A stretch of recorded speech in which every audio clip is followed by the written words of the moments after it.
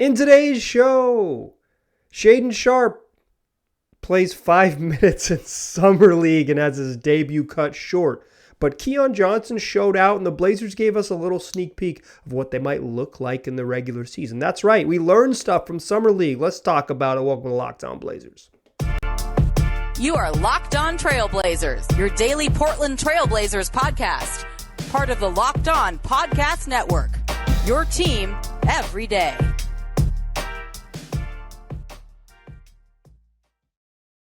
What up, world? It's your past first point guard and Trailblazers reporter, Mike Richmond. You're listening to another episode of Locked On Blazers, part of the Locked On Podcast Network, available wherever you get podcasts and also on YouTube 5 days a week, every single weekday, free on all platforms. Why not make this show your first listen every day? Tell your friends to do the same. That way, by the time you get to lunch, you'll have something to chat about. And you got a lot to chat about today. All types of Blazers news because we saw them play a Summer League game. Shaedon Sharpe makes his debut, the long-awaited debut from the mystery man rookie, and we got everything we could possibly want. He played 5 minutes. Damn it. All right, well, we're still going to talk about Summer League. I want to talk about Shaedon Sharpe, the very, very, very little bit we saw. I thought Keon Johnson played really well. I want to talk about him. And I think legitimately we saw some things in game one of the exhibition season of games that absolutely do not matter. I think we saw some stuff and heard some stuff that are translatable and meaningful for the when the games actually do count here in the fall. So that's what we're going to do. Let's start talking about Shaedon Sharpe. Today's show was supposed to be Sharpe heavy, right? Shaedon Sharpe hadn't played a basketball game since the fall of 2021, something like September of 2021, hadn't played a basketball game. You know, got out of high school early, enrolled in college early, got to the pros, hadn't played 5-on-5, since Nike UIBL, and here we go. This was his chance, his big debut, and he started. The Blazers went with an intriguing starting lineup of Brandon Williams and Keon Johnson, Shaedon Sharpe, and Greg Brown and Trent Watford. 5 dudes who were all going to be on the roster in the fall. Like this was a chance to play with dudes who are going to, potentially be part of the plan and share the court with him when the games matter.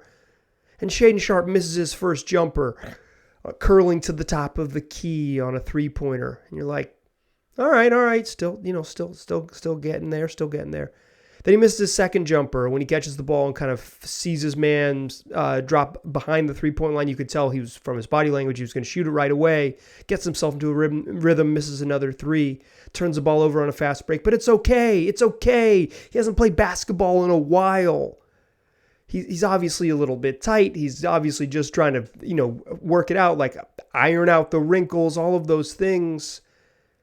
Catches the ball in the corner, sees the closeout come, beats his man baseline, but the help comes, and instead of forcing it against the help, he he can get really stuck on the baseline, turn around, fade away, swish, nice touch, first bucket as a Blazer, here we go, let's get it going. Then he went to the bench, and from what I saw, I thought he had an elbow issue. I thought it was kind of like favoring his left elbow. He didn't play again. And just like that, the Shaedon Sharpe experiment was over. Held out. The Blazers eventually, just before halftime of their first Summer League game. By the way, they lost to the Pistons. Let me just give you a caveat here. I don't do it in preseason, and I'm not going to do it in Summer League. This is not going to be a box score heavy show. Not going to be a box score heavy show. The Blazers lost a game that didn't matter. It was close down the stretch, but they lost a game that didn't matter. We're not going to go too deep into the box score of stuff that didn't matter. I will peek at it, I promise, but the results don't matter. So Shaedon Sharpe go to the bench. If he went to the back, he didn't spend much time back there because he was back on the bench pretty quickly.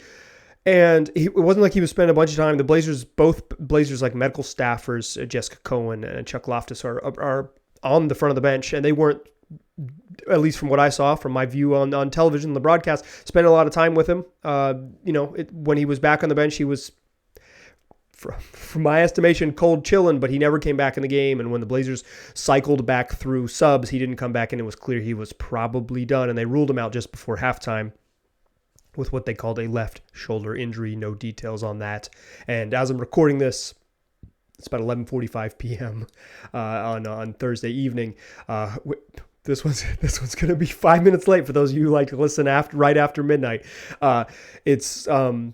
He was ruled out with his shoulder injury. No update. Just body language stuff. Like, I have no idea. It didn't seem to be a serious injury, but enough of the Blazers they're thinking long term. If there's even the slightest little tweak, hey, what's wrong? My shoulder hurts a little bit. Okay, cool. We're going to take pictures of it later. You're not going to play more basketball. They're going to be the most minor physical ailments. They're going to be very, very, very cautious. So that was it. That was the end of the Shaedon Sharpe experience. One baseline jumper. Swish. A couple missed three-pointers. I think this stinks for a lot of reasons. One, it stinks for me. This is what the whole show is going to be about. Everyone should feel sorry for me, and it's number one person they should feel sorry for. Two, and more seriously, this was the intrigue of the Blazers summer, this is the guy who can... I don't think he's like the biggest swing player on the Blazers roster. I don't believe that. I'm not sure he plays very much this year. But if he was so darn good, like the best case scenario for him is that he's so darn good that they have to figure out a way to get him on the court. They just okay, he's 19 and he's just so talented. We have to play him. We have to figure it out. That's the best case scenario for him.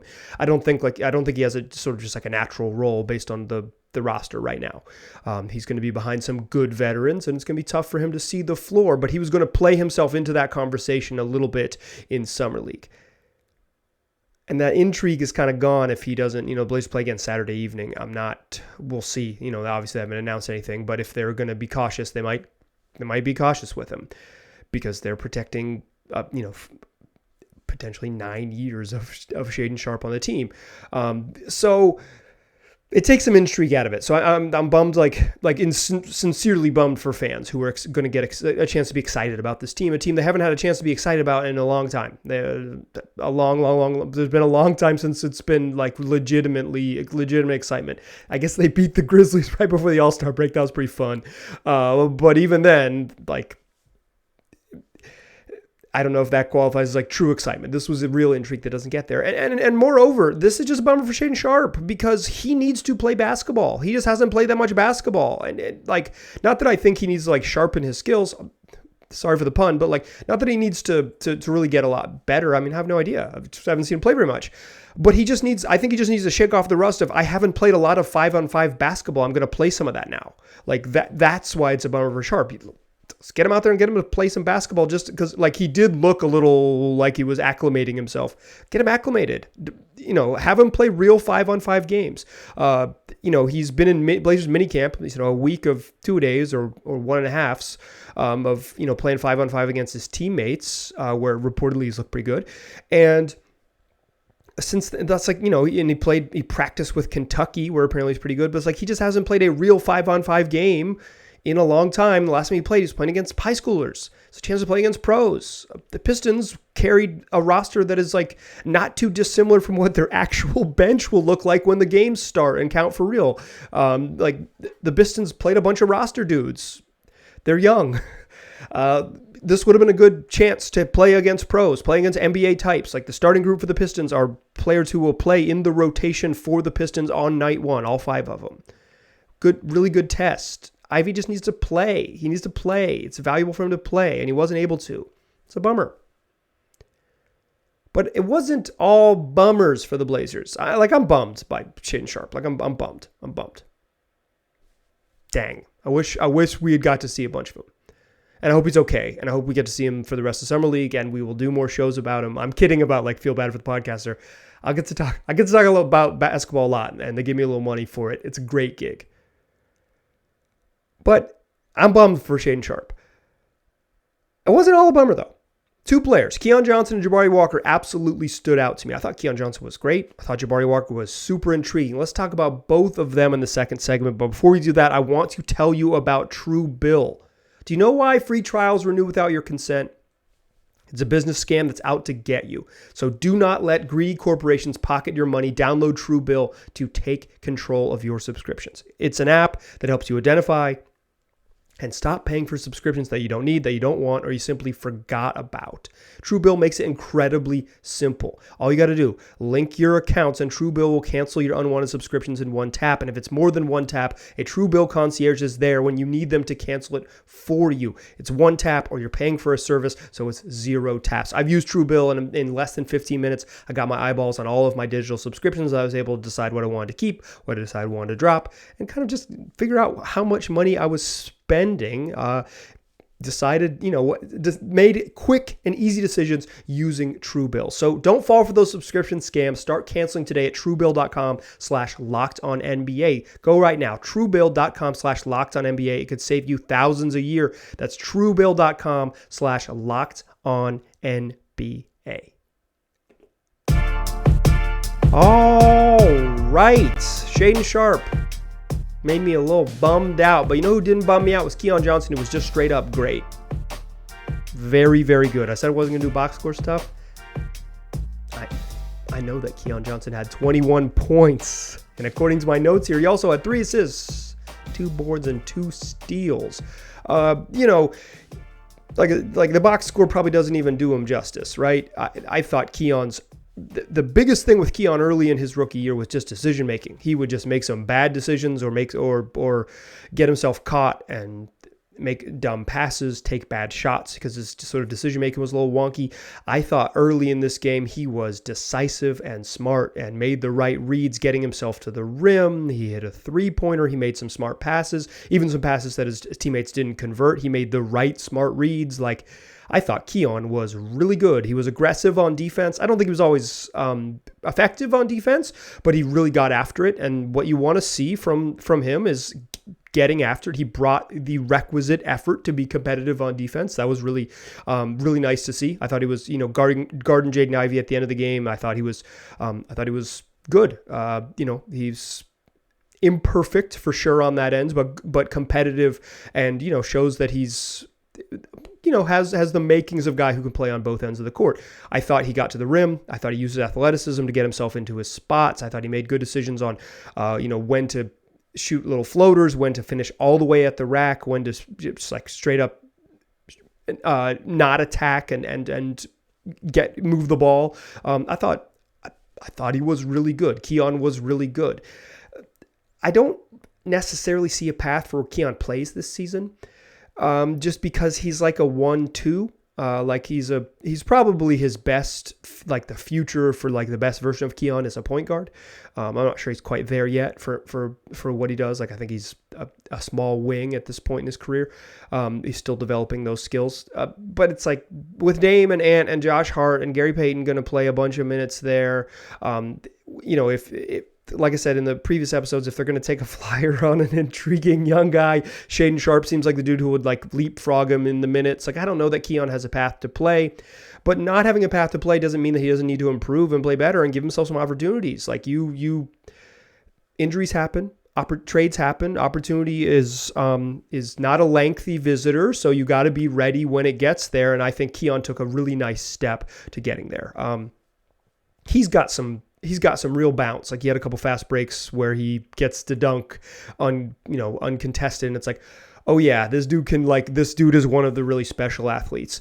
And, even just his first step, he's an elite athlete. And I thought if his decision-making can come along, which it always wasn't there. They finished with a handful of turnovers, but, and a couple of just dumb plays. But the test isn't for Keon to play perfect. The test is for Keon to play better, and he was the Blazers' best player today. He was the Blazers' best player. He was really good and fun and intriguing and does some stuff that you say, okay, this is sort of the makings, the general outline of a guy who can get better. I don't think Keon is going to play himself into the rotation this summer. I don't think there's anything he can do in Vegas that would play himself into the rotation.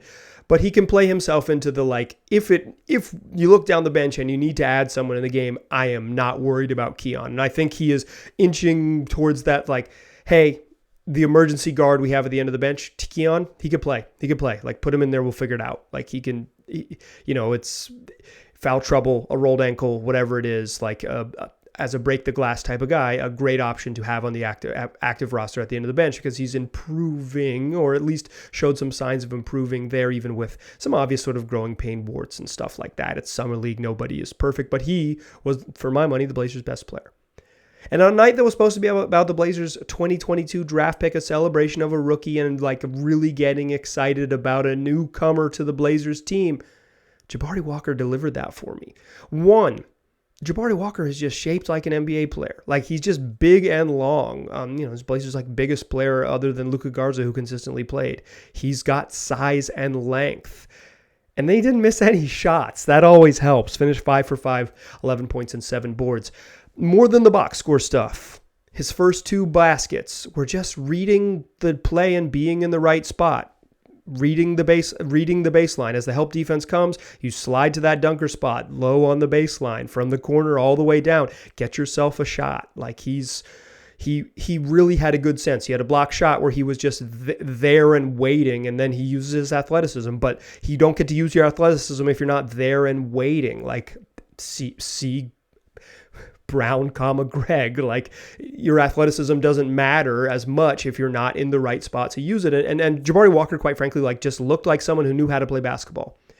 I'm a big feel guy. Like, I'm maybe not like a great sort of like physical scout. Like, oh, look at this dude's hips but look at his knee angle compared to his ankles. Like, that's not what I'm doing.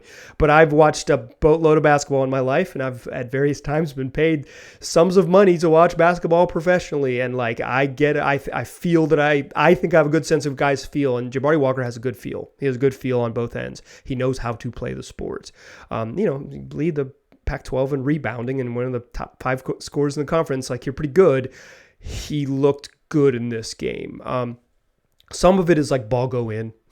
Everybody looks good when the ball goes in, and he made a 3-pointer and had his shots around the rim go in, and he was he had a couple decision making turnovers, particularly late in the game. He got himself too deep into the paint and tried to pass out and threw it to nobody. It's growing pains, but he has a sense of how to play the game, and he's the right size to be the type of player the Blazers desperately need. In a weird way, he sort of has a path to playing because of the Blazers. They are so limited at like dudes who could play power forward. Justice Winslow and Nassir Little are going to play some power forward, a bunch of power forward this year probably. Jeremy Grant's going to start at 4 and play like almost exclusively 4. More on that in a moment. Like, they just don't have a lot of dudes who are like 4s, who are power forwards, could check other 4s. I'm not sure Jabari Walker is that. And in my rule that all rookies are bad, I do not count on him playing rotation minutes. But like, just because of the way the roster is built, he is like sort of closer to being called into action than most. He's probably behind Trendon Watford, or he's certainly behind Trendon Watford, but he's almost certainly behind Greg Brown as well. But like, he's just bigger than those dudes. Like, Watford is thicker and maybe a little stronger, but like, Jabari Walker's got real length, and real length plus feel is like, you could probably, if you need to steal 6 minutes, early in the first half or something, he seems like he could be there. I don't think he plays. Like, I think he's a two-way guy who doesn't play, but just because of the sort of reality of the Blazers roster, in some ways there's some opportunity for him to be a contributor. Obviously, a very slim chance of that happening, but like, he showed. I was intrigued by him, just like, reading about him and watching his highlights coming out of the draft. Not someone I watched play a single minute of college basketball. 20 minutes into his summer league career, I remain intrigued by him. I also think we learned some stuff in this brief summer league cameo. Not just like that Keon Johnson and Jabari Walker looked good and like there's a chance for them to sneak in on the back half of the rotation should health or other circumstances come up. I think we learned stuff about like the real basketball team, the real Portland Trailblazers are going to play games in the fall. Learned about their defense. I think we learned a little bit about their size. And then an interview in the second half, in the fourth quarter, Chauncey Billups I don't think he let something slip, but he said something that caught my ear, and I'm going to share it with you to close the show. But first, let me tell you about Bet Online. Fastest and easiest way to bet on all your sports action, whatever it might be. Summer League action all summer long, Major League Baseball, Major League Soccer, the National Women's Soccer League, tennis, golf, combat sports like boxing and UFC, whatever it is. Head on over to Bet Online. Take advantage of this today. That's Bet Online, where the game starts. Still a pass first point guard. Still Mike Richmond. You are still listening to Locked On Blazers. Still talking all things Blazers Summer League. We learned some stuff. We learned some stuff on Thursday night. One, I learned that ESPN's wild for starting a game after 9 p.m. local time. They were harping on it during the broadcast that it's 1 a.m. on the East Coast. It was 10 p.m. locally during the second quarter. It was late where we were. Come on, y'all. Goofy's tip time. But no one should feel sorry for anyone for staying up late to make podcasts. What we actually learned, jokes aside, I've been whining a lot in this episode. Feel sorry for me because I didn't get to talk about Shaedon Sharpe. Feel sorry for me because the game started late. Don't feel sorry for me, y'all. Just come back and listen to more shows when I promise I'll be less whiny. I'm not whiny. I wanted to see Shaedon Sharpe. We learned some stuff. For real. We learned things. One, the Blazers are going to play their style of defense. They certainly did it in this one. They just get after the ball. Like, they were really aggressive trapping the ball, and that is what they want to do. They didn't do it every single time down the floor, but boy, did they do it a lot. Like, I didn't chart it because I'm not a masochist. I'm not charting defensive possessions in Summer League, but I might. You never know because this stuff intrigues me. They trapped the ball a whole bunch. They also switched 1 through 5 because they played a smaller lineup, and they deployed a little bit of zone. Like, that is the Billups plan. He wants to play a hyper-aggressive defense, and he wants to show multiple looks. This is what he did all year long. He kind of dialed back the trapping stuff, but it was back heavy in Summer League. Heavy. They were coming after it, getting after the ball. I liked it. I'm not sure that it's sustainable for the Blazers roster necessarily, but certainly the coaching staff thinks that. And we saw what they do in Summer League is not necessarily what they're going to do in the regular season, but it's what they did last regular season, and they're still doing it now, and maybe even cranking up the aggressiveness even a little bit. This is how they want to play. They want to play. They want to switch a bunch. They want to be super aggressive on pick and rolls, and then you'll see them switch or trap, switch, recover, and then if you get a bad matchup, they're trying to scram you out of there. So it's if you switch onto a big and you're a little guy, watch them do this. They will try to scram on the back end and say, okay, I'll take the big guy. I'll take the big guy. You get out to the corner. That takes a lot of communication, something they were not very good at last year. It's a big ask. It's why I'm a little skeptical of them just in general playing that aggressive of a defense, because you got to be super connected to be that aggressive. That's what they want to do. They played a little bit of zone. It's like reading into the Summer League defense, but we saw them play a little bit of zone, something that Billups deployed a bunch at the end of last season. They kind of just rolled into playing a lot more zone, and I've asked him about it, and he's told me he thinks it's valuable. He thinks the good teams having it in your back pocket and playing it enough so you are good at it matters. This is the defensive schemes that you saw against Detroit are the same schemes they're going to deploy when the season starts, and it's for real. That is real. Another thing we learned is that Trent Watford is still the same size as he was at the end of last season. You might have guessed that he did not grow vertically at all. But on the very first play of the game, the Pistons ran a handoff, dribble handoff, that was a little bit of a dummy action for a baseline cut that was an easy lob to Jalen Duren. Trent Watford wasn't even that far out of position, but he is not a vertical threat defensively. And Jalen Duren is a freak. He jumped super high in the air and threw down a big old dunk because he is a powerful giant person. That worried me, and then throughout the sort of a little bit, the Pistons played incredibly big with Isaiah Stewart at the 4 and Jalen Duren at the 5.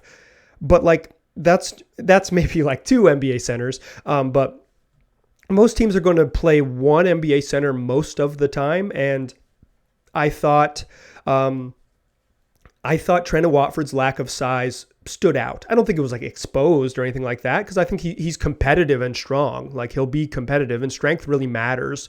But there is height is valuable. Height and length is There's a reason people value it in the league. And Watford he plays. He's a fun and weird player, but he plays on the ground for the most part. Not a leaper and not a super long defender. I worry that the way the Blazers roster is constructed, that Trent Watford is going to be asked to play a ton of backup five. I think even that might be what he is. Like, I think he's the Blazers' backup center right now. Just if I had to guess, like, I think that's what they're going to do based on the style of defense they want to play and their sort of general trust in Trent Watford last year. He played a bunch of backup center last year. He's like, I think he's the guy. I think he's like clearly going to be ahead of Drew Eubanks when the game starts, when the games start in the fall. And if the Blazers don't add anyone else, which they're very unlikely to, or at least seemingly unlikely to, based on my best guess, I think I've been worried about the size for heading in, and I see it one game in Summer League, and I remain concerned. That seems like an issue, and I think it showed up a little bit in this one. Just like they're not big, and they're not big on purpose. Like on purpose, they chose to do this. Signing Gary Payton. Making the decisions they've made, they are comfortable being as big as they are. Like, this is intentional. This is like, whether you agree with the plan or not, this is the plan. They seem like they're going to be a little. I remain a little bit worried about how big the Blazers are. Just all of their good players are under 6'10", and then Yusuf Nurkic. It's just okay, here's the real thing. They don't have an option to go big. Playing small is the trend in the league. More and more, I'm going to mention this in a moment here because one thing Chauncey Billups said. It's the trend in the league. Everyone wants to go smaller, more wings, all of that stuff, right? But there's real value in being able to play different shapes. And the Blazers do not have a big shape. Like, their Blazers' big roster is like Trent Watford at the 4 and Jeremy Grant at the 3. It's a little bigger, but it's not like big. It's not actually big. It's like slide Nas down to the 2, something like that. Like it is not like overwhelmingly large, and it's not like they just don't have like a true kind of like 4-5 power forward who could slide in there who's bigger than Trent Watford. He's the guy. He is the guy, and I think his lack of sort of just like vertical juice is a limitation. He's got some skills. I thought he did not play well in this game, to be clear. I thought Trent Watford was pretty bad, but it's one Summer League game, and we are not talking about one bad Summer League game. We'll worry about that, at the end of Summer League or when the games start. I don't think he was when the real game started, I don't think he was very good in this one at all. I don't think Greg Brown was very good in this one at all, but I'm not worried about them just yet. I am worried about this just like general size of the Blazers, and I remain worried about that.